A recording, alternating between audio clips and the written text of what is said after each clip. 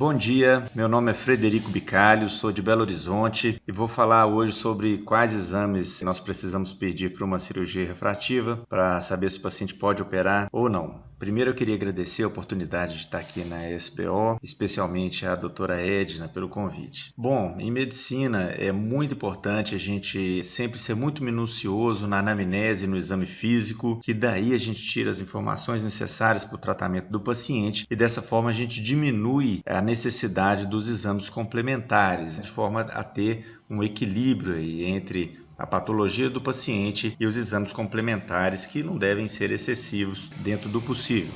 Eu queria lembrar aqui do professor Mário Lopes, ele escreveu um livro, não sei se algum de vocês já usou esse livro, chamado Semiologia Médica, As Bases do Diagnóstico Clínico.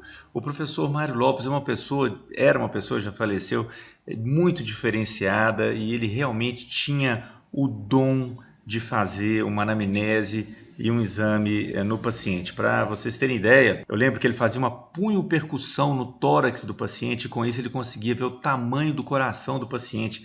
Então, na suspeita de uma insuficiência cardíaca, ele era cardiologista, muitas vezes ele dispensava o pedido de um raio-x para ver o tamanho do coração, porque no próprio exame médico ele já conseguiria já ter essa resposta que ele precisava. Então é muito interessante.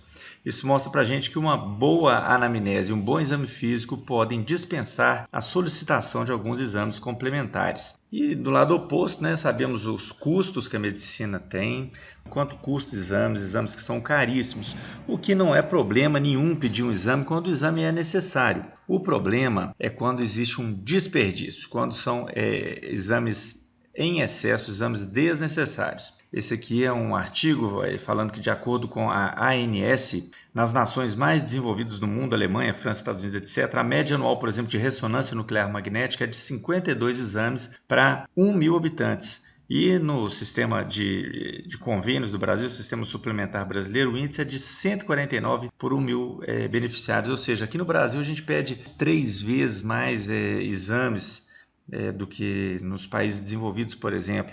No caso da ressonância magnética. Existe esse texto interessante aí que fala que a gente deve evitar os exames, os cuidados que são de baixo valor. Então ele conceitua que existem os cuidados de alto valor, o High Value Care, que são exames com grande probabilidade de influenciar uma tomada de decisão no tratamento do paciente. Ele pode alterar o desfecho do tratamento. Então esse é o exame que deve ser pedido. E existem os exames que são o Low Value Care, que são os exames com baixa probabilidade de fornecer uma informação útil que vai alterar o tratamento. Então, a gente tem que identificar um exame que realmente não há necessidade de ser pedido. Um exame complementar nunca é inofensivo. No mínimo, ele gera custos de dinheiro, ou seja para o paciente, seja para o convênio, que depois vai aumentar a mensalidade do paciente, etc., ou até mesmo perda de tempo para o paciente. O paciente poderia investir esse dinheiro e esse tempo em um piquenique, por exemplo, com a família, uma viagem, uma roupa, etc. Daí nós temos que ter consciência para pedir os exames adequadamente. Aqui umas reclamações do Reclame Aqui. Esse doutor fulano de tal, eles botam o nome lá, ipsis literis, nem me examinou e pediu um raio-x. Aqui uma outra reclamação lá do Reclame Aqui, ele não me examinou, não olhou minha garganta, ouvido, não escutou o pulmão, etc. Então, tem muito médico que, para resumir o exame dele, para ele ganhar tempo para poder atender mais pacientes, etc., ele acaba compensando com um pedido exagerado de exames. Por outro lado, existem também pacientes inseguros que somente confiam em exames sofisticados. Isso aqui é uma história que eu achei muito interessante, eu recebi no WhatsApp, chama Uma Consulta Anacrônica, porque é um médico das antigas, digamos assim, que faz exame muito bem feito, etc. Então, uma paciente que foi no médico, ela estava lá achando que estava com uma sinusite, alguma coisa assim, e queria pedir uma ressonância. Aí o médico pegou, examinou ela durante 1 hora, o médico conversou, examinou, apalpou, percutiu o abdômen, auscultou, fez aquela consulta padrão ouro. Resultado, o médico concluiu que a paciente não estava com nenhuma doença grave e decidiu tranquilizá-la, dizendo que não havia necessidade de nenhum exame complementar, além daqueles normais que ela já havia feito há 2 semanas atrás a pedido de outros médicos. Ela até já tinha alguns exames, Conclusão, a paciente saiu desapontada, pensando que especialista ela poderia procurar agora e que pudesse lhe pedir uma ressonância magnética do corpo inteiro ou algum outro exame mais moderno para achar aquela doença que o médico não foi capaz de encontrar. Afinal, Um médico que nem pede exames modernos e caros certamente deve estar ultrapassado, né? Então, são pacientes que, né, precisam de ser orientados, né? Isso existe muito também.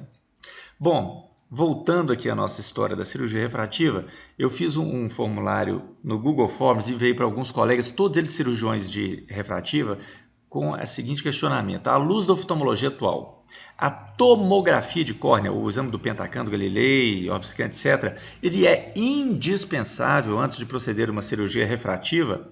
Então, é mesmo nos casos com baixíssimo risco de desenvolver ectasia corneana. Quando o paciente tem alguma coisa que nos preocupa, uma córnea fina, um grau alto, etc., ok, nesses casos está justificado, claro, a gente prosseguir a propedêutica pedindo alguns exames mais caros aí.